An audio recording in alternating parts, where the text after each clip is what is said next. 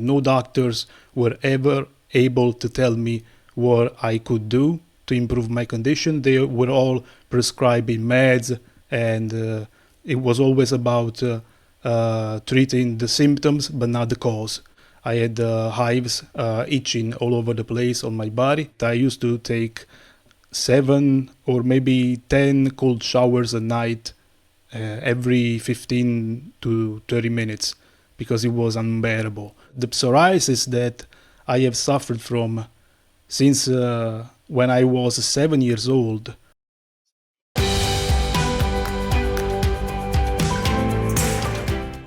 Roberto is joining us today. Roberto, share us just a brief overview of what has happened to you, and then we'll dig into the details.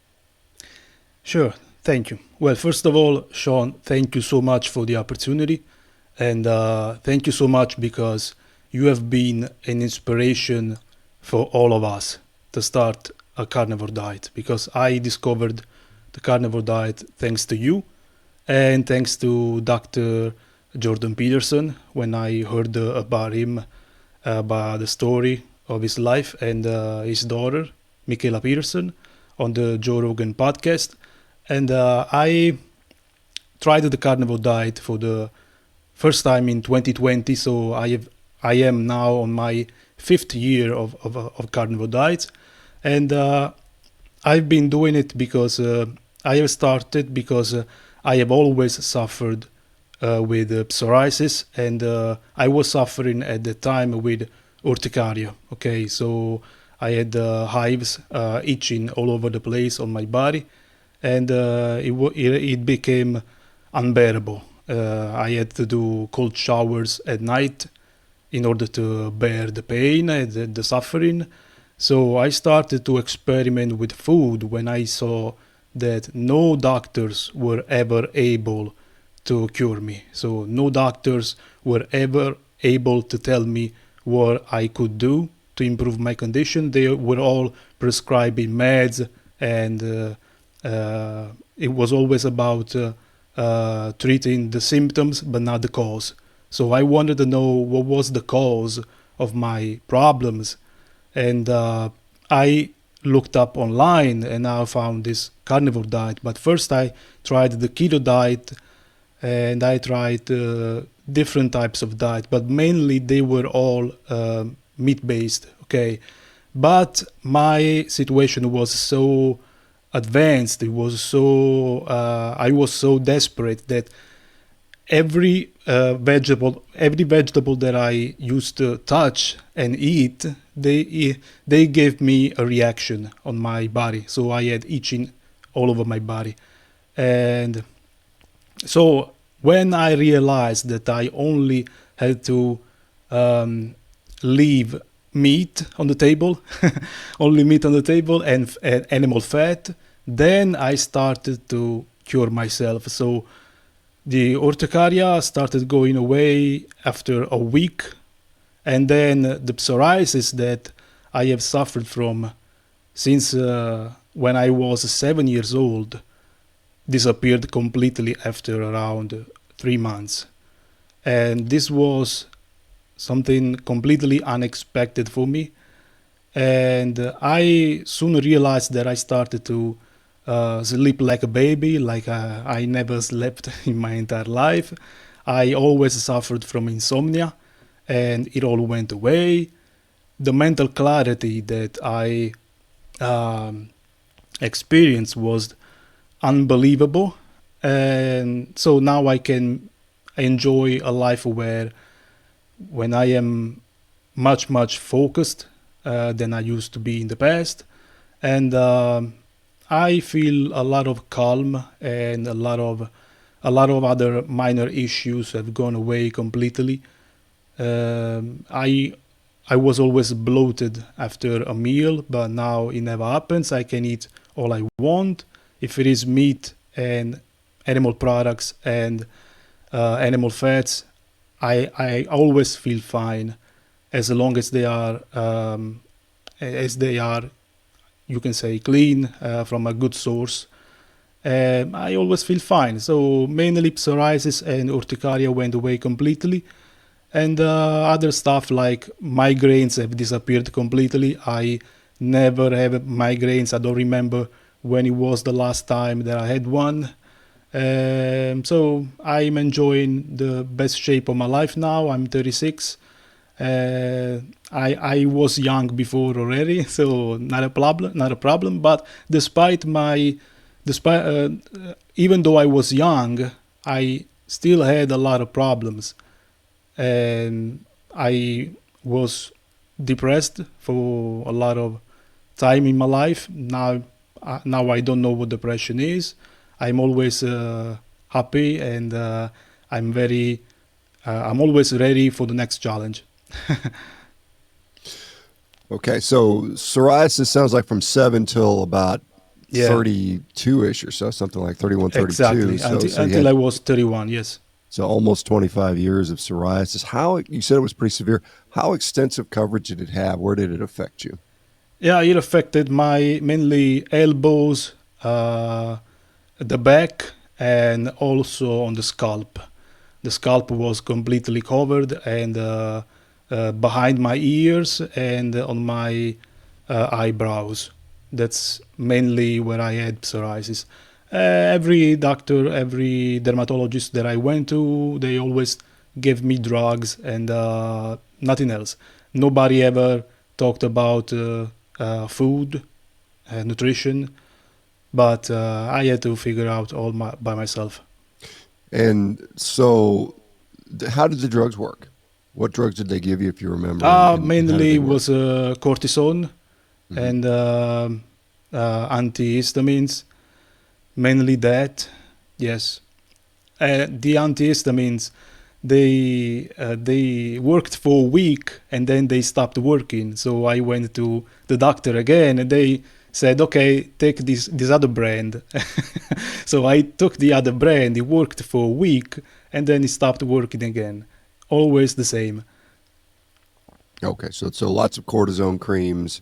Yeah. Um, do they discuss anything about light therapy? Sometimes people treat psoriasis with No, phototherapy. strangely, they never suggested that. I know that is effective, but now I know the most important thing is food, nutrition. Yeah, yeah. Yeah, then that light might help, of course. When I go to take the sun and when I go to the beach, the skin overall improves, of course.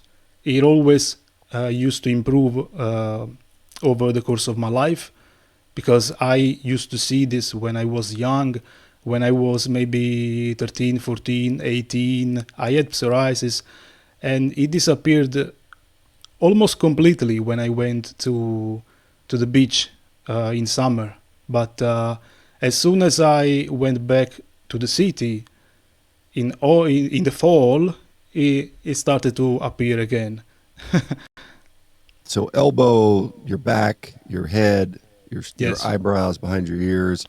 Um, what was it? Something? I mean, obviously, you can see it. Obviously, it's on your scalp and your face. You see it all the time. That had to be socially somewhat problematic, I imagine. Yeah, it was. Yeah, it was not pleasurable because you had to hide it in a way. For example, in the summer, I used to wear long sleeves instead of t-shirts, and it was a bit disappointing. Also because I've always trained with weights, so I wanted to show my physique. I had it, but I couldn't. I couldn't show it off, and I was perceived as healthy, So I was always with a good body fat percentage. I was a little bit muscular, and I was athletic, so I could do stuff in the gym. But I was perceived as healthy, but I was not, because when people used to meet me, and when I had those times with flare-ups, I had people ask me, "Roberto, what do you have on your head? What is that?" They feared it was contagious, unbelievable, and it was not pleasurable at all. You started carnivore, you said, about 5 years ago, and Yes. You said, so when did you start noticing? You said about 3 months it resolved. When did you start noticing a difference? Yeah, after 1 week, the urticaria went away completely, and I can say maybe psoriasis around 3 to 4 weeks after carnivore diet. But I didn't have it in a severe form psoriasis anymore because I was using a lot of steroid creams, so it kind of uh, fought against psoriasis. So I was removing my patches with cortisone creams, but I had the urticaria that was tremendous. It forced me to have cold showers every night. I used to take 7 or maybe 10 cold showers a night, every 15 to 30 minutes, because it was unbearable. So when you started and you saw this relief very quickly, how did you start the diet? What kind of foods were you consuming? Well, Hmm. I was consuming mainly beef, um, all kinds of cuts of beef. But what I understood from the very beginning is that you need to consume fatty beef, so fatty meat. So I was using fatty beef, and also I was using egg yolks. I was using ghee, and mostly that. I have followed a lion diet for around 4 months. So it was only ruminant meat, salt and water, and uh, beef tallow as fat. And then I introduced egg yolks and ghee mostly. Then I also introduced fish, a lot of anchovies, mackerel. They were amazing. I like them a lot, and they're very nutritious as well. But you have to use a lot of fat with them because they're leaner. So I used to put a lot of ghee, and then with time, I also have started to use grass-fed butter. I like it a lot, and now I use I I follow a not so strict carnivore diet anymore. So now I eat still mostly beef, but I also eat a lot of fish. I only use egg yolks because I've seen that the egg whites give me some dermatitis, so I don't use them anymore. They are kind of inflammatory. And also, the egg yolk is the part of the egg that is the most nutrient part, so I only use that. And I also use as a source of fat, I use beef tallow mainly, and then butter. I also use cod liver, which is super nutritious and super delicious also. So that's something most people don't use, but I like it a lot. That's it, mostly. Every once in a while, I enjoy some ricotta cheese because I've seen it gives me no problem, and then I can enjoy some raw cheeses. So when you first started, you were pretty much on a strict red beef diet, lion diet. Your psoriasis went away, and then slowly you've been able to add these other things in. Is that how that worked? Yes, exactly. Okay. And I plan to stay this way for the rest of my life because I'm enjoying a kind of life I've never enjoyed before, and I want to continue forever.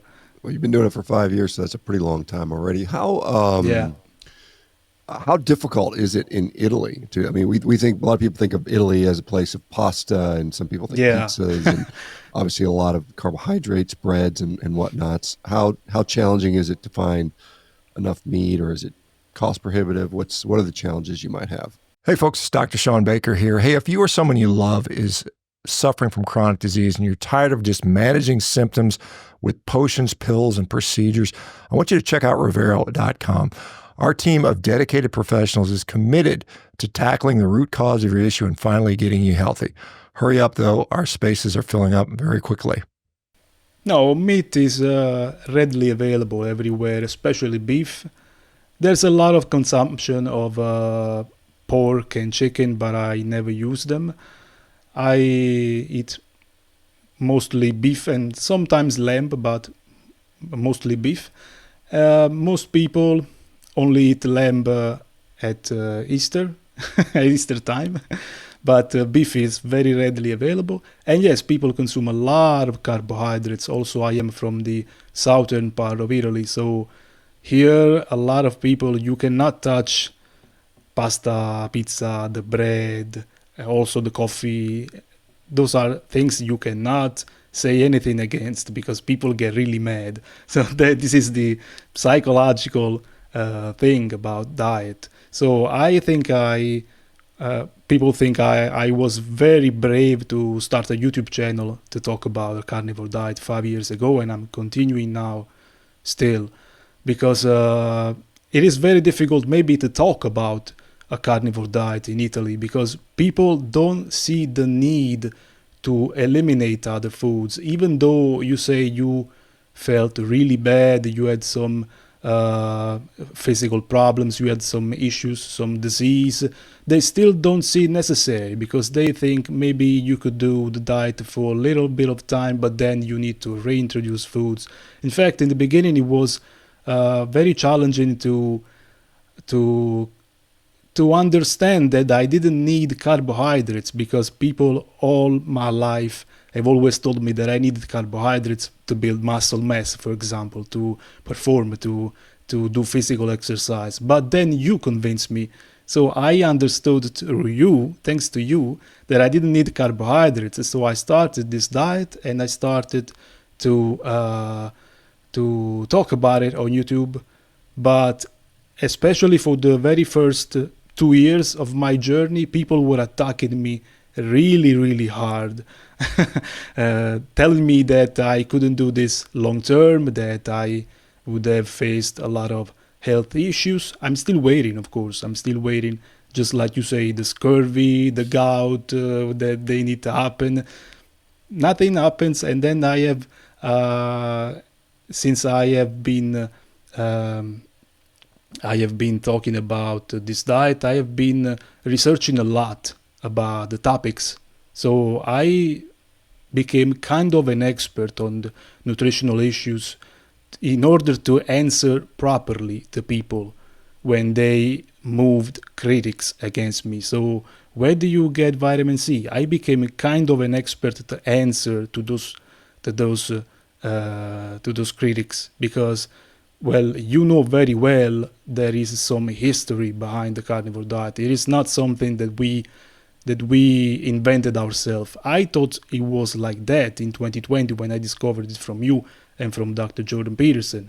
But then the more I researched, the more I looked up online, the more I read books because I discovered a lot of books from the past.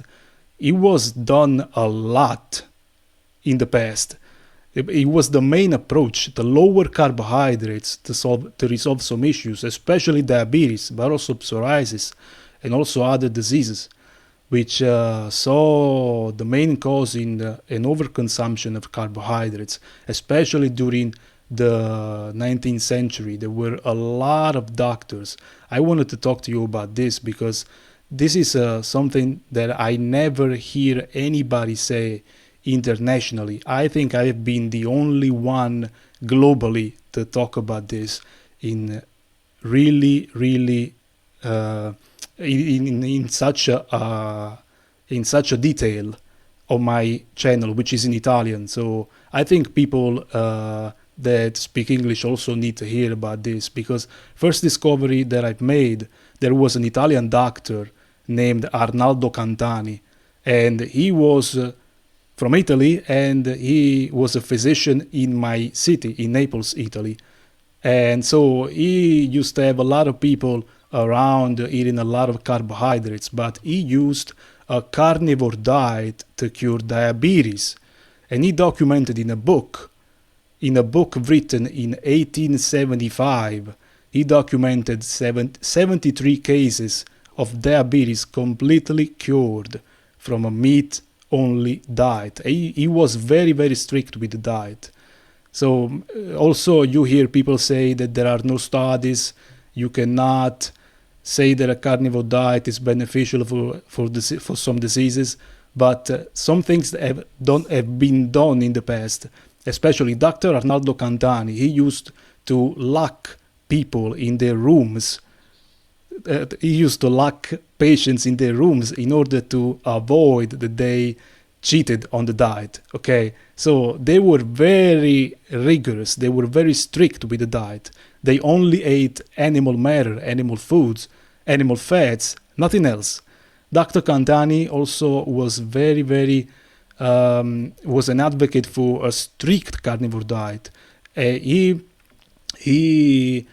I'm sure you are very well aware of Dr. John Rollo. He was the let's say the precursor of low carb diets, meat only diets, because he in 1797 documented the very first case of diabetes, who was completely healed from diabetes. But then after him, other doctors took inspiration. So there was this doctor called Redfern. He was from Norfolk, and he also documented other cases of people healing from diabetes. There was one that only ate beef, and no, he only ate pork and beef fat, beef tallow.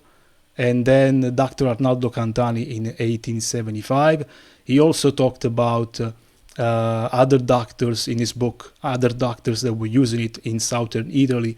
There were a lot of doctors that were using his method because they knew it worked. Dr. Arnaldo Cantani was famous at the time. He was very popular. He was a senator of the Italian how it's called, the reign of Italy. Okay, so he was very popular, and also there were other doctors. I don't know if you have heard them, Apollinaire Bouchardat and Bernard Nonen. They also used mainly a carnivore diet, with the exception of Bouchardat, which also used vegetables. But Dr. Arnaldo Cantani was the most strict with the diet, and he emphasized you need to be very strict for the very first months when you have to cure the disease, at least 3 months. He saw that every single time when people adhered to the diet completely without using other foods, they all healed completely. The only problem was that some people were diabetic for a very long time, so it was not possible to heal completely, but still they could manage their disease and go on with their lives and live a good life following a carnivore diet on the long term, no problem. The only problem back then was that people didn't have the means to consume beef every day because it was expensive. Okay, this was the main problem, and people had very humble jobs, so they could not afford to only eat meat. So what happened was that they went away from the clinic of the doctor. They started to use the same foods that made them sick in the first place. So they started to use again the potatoes, bread, stuff like that every day in excess, and they became diabetic again. So they had to then get back to the clinic, follow the carnivore diet again for another 3 to 4 months, be cured completely, and then get back to their life. They maybe enjoyed some years of health, but then they became sick again. This was the problem back then. They didn't have the means like we do today to follow a carnivore diet extensively. Yeah, interesting. Yeah, I've heard of it was a Cantini previously. I was familiar with his Cantani rather. Yeah. There's a fellow by the name of Travis Statham who has done a wonderful job of collecting a lot of the historical references to carnivore, and so of course Rollo from the 1700s. Yeah. I hadn't heard a couple of the other guys, but it's certainly there's been people who've been doing this for a long time, and it does seem to work very well. Do you find that is there is there a growing presence of people in Italy that are getting this, that are starting to discover this? Fortunately, yes. Yeah. I have been maybe the first one to talk about the carnivore diet in Italy. Now it is growing in popularity, so I'm very happy for that. And of course, people give me the credit, but now many other people are starting to talk about it. So now it is becoming a hot topic, So it is also being talked in on mainstream media. I have been the very first one also to appear on television, national television. They made people see how I eat, and they interviewed me. So it was kind of funny, and it was enjoyable. But now many people have discovered this diet thanks to me and thanks to other people that are talking about it. So it is becoming kind of popular, but both in a positive way and also in a negative way, because there are a lot of haters. Of course, people don't accept this idea that you don't need carbohydrates, especially in Italy. They are very, very dogmatic. I understood right from the beginning that the most dogmatic people are not vegans, are omnivores. This is unbelievable, because vegans, they are still a minority. They are a very little minority, but omnivores, they are the vast majority of people, and so their conviction is much stronger. But also there were also many other people who followed a carnivore diet in the past. You know very well Vilhjalmur Stefansson, right? He was with the Inuit for 11 years, and I also have talked about these cases on my channel, and people still ask me, are you a doctor? Because they don't care about the facts, they don't care about the arguments. I can literally cite any study, I can bring all the facts that I want, but the haters are still asking, are you a doctor? Because if I'm not a doctor, then somehow my arguments are not credible, So I can say, this guy was with the Inuit and he saw clearly what they ate. He did the same, and he also used to cure scurvy with a carnivore diet. So there was a lot of people with him that went on the expeditions on the Arctic, and they got scurvy, but then he instructed them to follow a carnivore diet, to eat only meat and animal fat, and they got cured. This was very well known in the past. And so Vilhjalmur Stefansson also made an appearance on television, and he said clearly that all we need is meat and the associated fat, because he saw it with the Inuit, which were in perfect health. They never had the disease before they started to implement modern foods. Also, you know very well of Dr. Weston Price, right?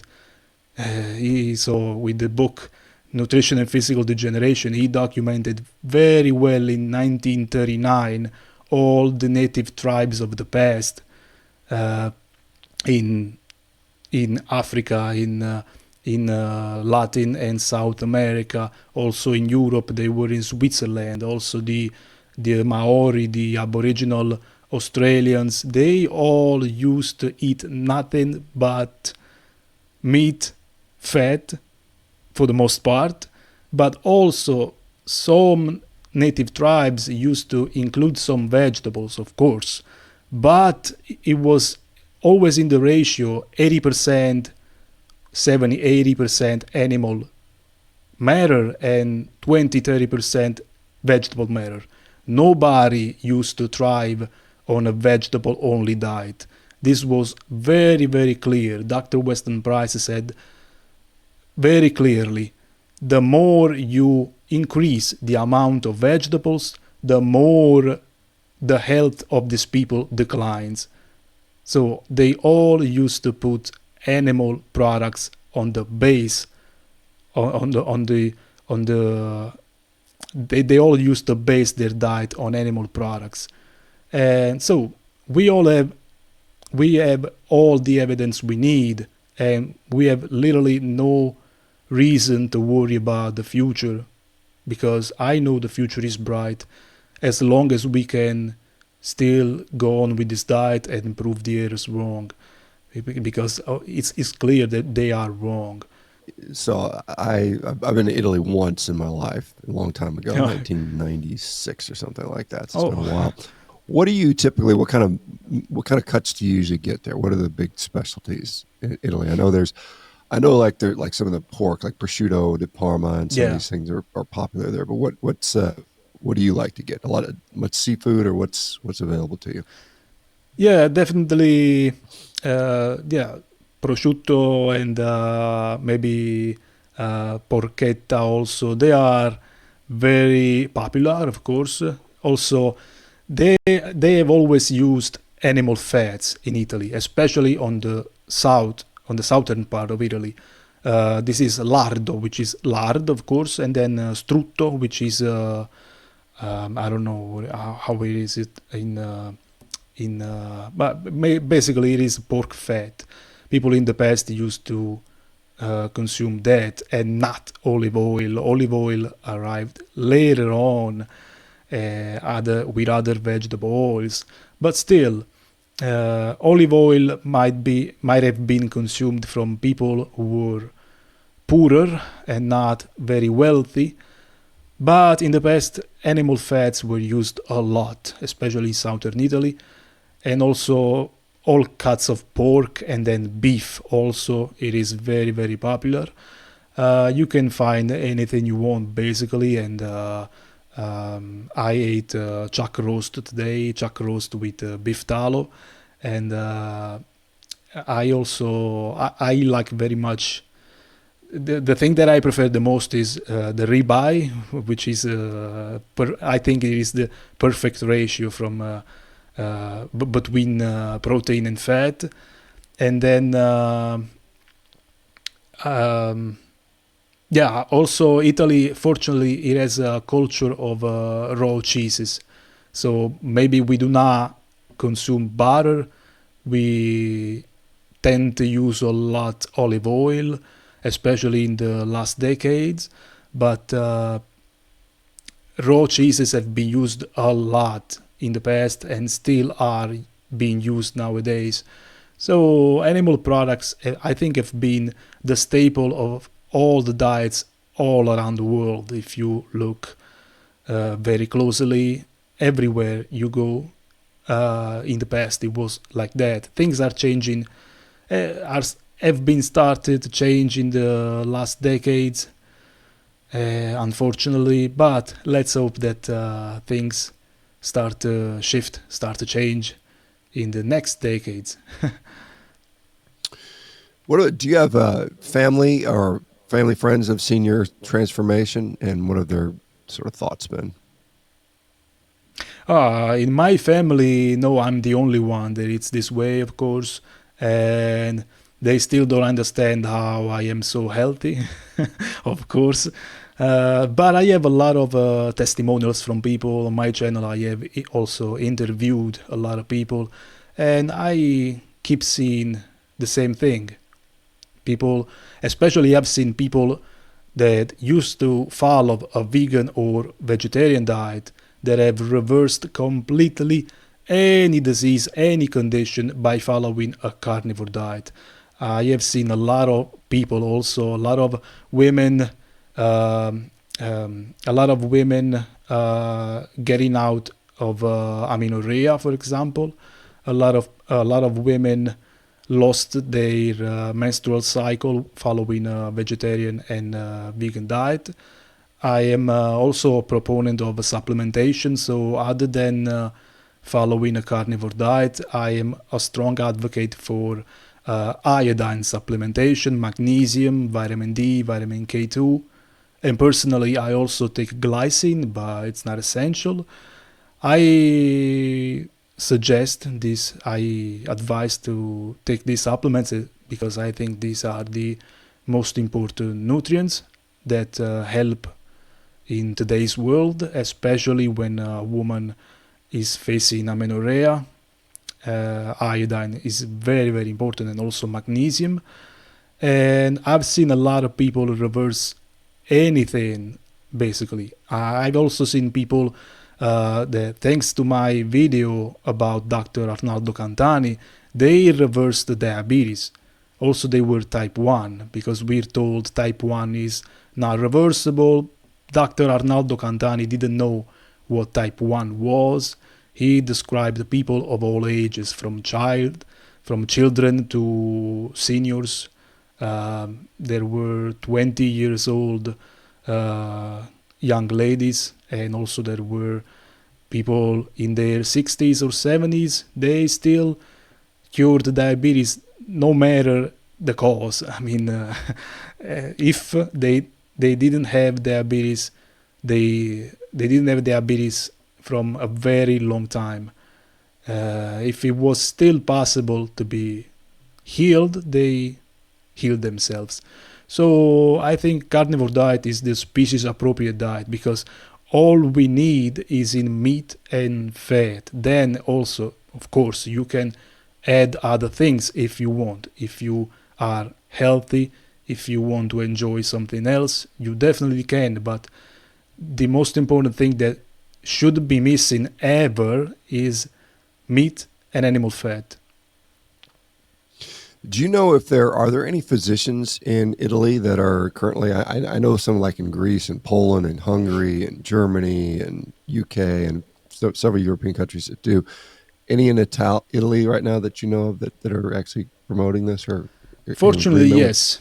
Yeah, fortunately, yes, because, the carnivore diet is becoming popular, as I was telling you, in Italy as well. So there are now, this is a paradox, because before nobody wanted to talk about a carnivore diet because it wasn't popular. Now that it is getting popular and people are healing from every disease, now you have doctors and nutritionists and dietitians, biologists. They are jumping on the trend and they want to talk about it as well. So they are starting to talk about it. Also, I have published 2 books on the carnivore diet. They've gone pretty well. They've been very appreciated, and so now there are also other dietitians that are publishing ebooks and books on the carnivore diet. So the topic is kind of trending, So it is cool to talk about it. This is definitely something beneficial for all of us. I think it is inevitable that with the facts, when people see the example, this is the reason why I started talking about it on YouTube, because when people see examples, especially, this is the reason why I started to interview other people, to hear other people's stories, just like you're doing with me now, and you have been doing with a lot of people. When the public hears other people's stories, and they hear it's not only about me or about you, but it's about everybody, because this works for everybody if they put the effort, if they do this rigorously, seriously enough, they all get results. Maybe not 100%, but they all ameliorate a lot following a carnivore diet. Then you need to improve. You can improve other aspects of your life. I've talked about supplementation, for example. You can improve the quality of your sleep. You can exercise. But these are things that I have always done in the past, but still I was sick because the diet was not a proper one. I have always heard in the past that you need fruits and vegetables, so that's mostly what I used to consume, but that was wrong. And now that I've understood this, I want to talk about it the most that I can. The more I can do this, and the more I can bring other people testimonials, the more I can interview other people, the more and more other people convince themselves that this is something they can do as well, because it is not difficult. Following a carnivore diet is simple because it is a species appropriate diet. So just like a cow that goes on a pasture and knows what needs to do, eat grass, just like a lion goes in the savannah to kill a zebra, we should know what to do. Eating meat and fat, that's all we need. That's the food for us. So I have always been very critical also about people telling me, you are not a doctor, why you're talking about nutrition. I mean, all animals know what they need to eat. Why do we need an expert to tell us what to eat? Then if you are sick, if you have some very big problems that necessitate for the help of a doctor, yeah, you can do that, of course. If you need instructions, if you need guidance, also if you break a leg, you were an orthopedic surgeon, right? So you used to do this.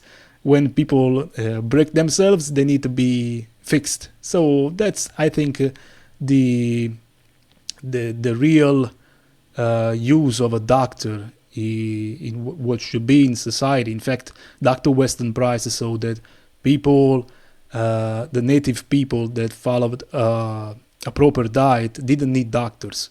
They didn't have dentists. They didn't have anything. They didn't have a dietitian, a nutritionist. They didn't exist because they all knew what to eat.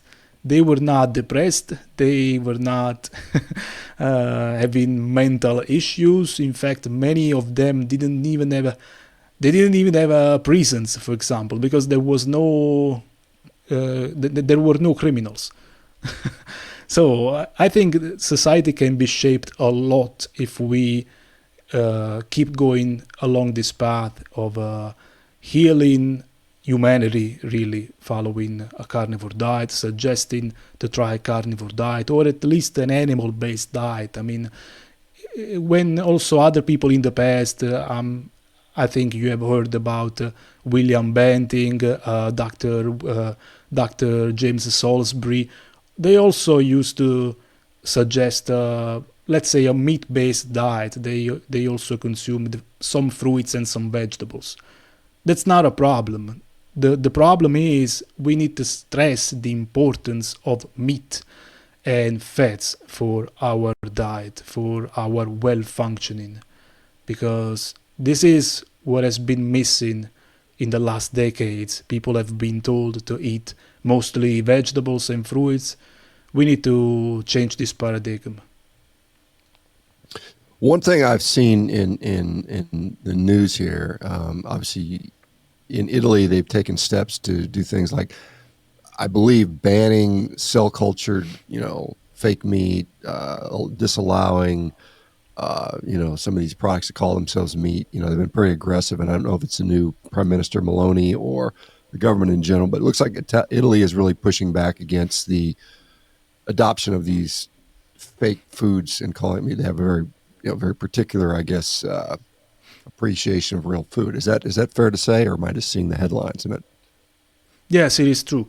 It is true. Well, the good thing about Italy is that food is considered sacred. So you cannot touch food. Anything which is in the tradition of Italian food. So, of course, people eat a lot of carbohydrates, but they don't want anything to be taken away from their plate. And also meat. Okay, so if you're talking about substituting a real product that has always been consumed with a fake one, most people do not agree with that. Only vegans can agree, which miss meat, and so they want to substitute it. But most people, omnivores, they are not at all in favor of the elimination of meat. But I think I think it is going to be harder to do this in Italy, to ban meat. But the agenda, is this one. So globally, they will try to to normalize it until it gets diminished, at least in consumption. I think, I told you it is something good that people are so they see so much value in real products, in real food. But most people in Italy as well, they consume very little meat, I think. Too little. Still, most people, they go insane when they know how much meat I consume, which I consume almost 1 kilogram a day. And for a person that is not very big, I'm kind of short in height, so I'm not a big guy like you, for example. So they don't understand how I can eat so much meat. And they think it is too much because it's dangerous. They don't want to demonize anything. There is I think also the problem with omnivores, because they think everything should be there. So they have this thing, they don't want to talk bad about anything. So I think we should instead stress the importance of meat and animal products, and on the toxicity of vegetables also, because I have talked a lot about the anti-nutrients, because people have really no idea about the existence of anti-nutrients, which are produced by plants. Many people talk about the danger of synthetic pesticides, but 99.9% of pesticides are natural. They are made by plants. So they are there to kill predators, including us. So they are harmful, and also other things in excess, other kinds of sugar like fructose, for example, that is seen as healthy, but it is not healthy at all. It is the main cause of all liver diseases, and so I think it is definitely good that people push against the agenda of fake food, but we still need to push harder and harder in order to make people understand that we need to consume more meat, and that everything they always told us about meat is wrong. Saturated fats are good, cholesterol is good. We want high cholesterol. I don't care if my cholesterol is high, and I want to eat as much fat as I can enjoy. If I eat too much fat, my body tells me I go in diarrhea. So if that doesn't happen, that means the amount of fat that I ate was good. When you said originally, prior to, you tried a ketogenic diet, so yeah, and I assume you're maybe eating some vegetables with that. Was that still leading to your psoriasis? Well, I had urticaria back then, so I used to react to foods as soon as I introduced it. So as soon as I ate some broccoli, for example, as soon as listen to this, I was reacting even though I was only eating meat with vegetable oils. Okay, so meat and olive oil was giving me urticaria reactions. So as soon as I started taking off the oil and consuming only the meat, after around 3 to 4 days, I stopped reacting at all. So I didn't have anything anymore. After a week or two, I didn't have to do the cold showers ever again. Now I do cold showers for pleasure. I enjoy them in the morning. That's the first thing I do when I wake up. It's very good to do, very, very good habit to have, but I don't do them because I suffer from a disease. The freedom that I have now to enjoy the life that I've never enjoyed in the past. I never feel bloated. I never have a migraine, headache. I don't have insomnia. I can train in the morning and feel energetic all the time. My mood levels are always stable because I don't have sugar spikes. So these are things that most people have and they take it for granted. They think it's normal. They think it's normal if you feel asleep after a meal, okay? But it's not. So we need to make people understand that not only when you have a disease, it is advisable to start a carnivore diet, or at least to start eliminating the most toxic foods. But also, if people want to enjoy a better life, a better quality of life, they also can enjoy it. Because I have seen also very young people. I have some followers that are 18 years old. And they started the carnivore diet not because they were suffering from a disease, but because they thought, if this can give me some advantage over my peers, it's a good thing. So they tried it and they said they feel the difference, even when they are 18 years old and they never had any disease. That's why I say it's a species-specific diet, because no other way of eating can give you these kinds of benefits. Yeah, interesting. Yeah, and I certainly see it all the time. So that's great that you're, even in Italy, we see that carnivore works. I think it works around the world. We're just, we're coming up on time. Let me ask you, can you share, like you said, you got some social media, maybe in some books and stuff like that. I mean, obviously most people listening will be in English, but where do people find more stuff about you and your psoriasis? Sure. I have a YouTube channel, which is in Italian, as I was saying. It's called Diario Carnivoro, which means carnivore diary, because it started literally like a diary. I wanted to document my journey on the carnivore diet, but then as people kind of criticized me over time, so I started to research, and then I wanted to share what I learned. So I am not treating my channel as a diary anymore. Sure, I document what I eat, why I eat it, but most of the time I give information about this diet, about nutrition, about supplementation, about the history of the carnivore diet. I've made a very, very long and detailed video about it, which is in Italian. And strangely enough, I have some people that are English speaking. I don't know how they're watching my content, but they are very happy about it.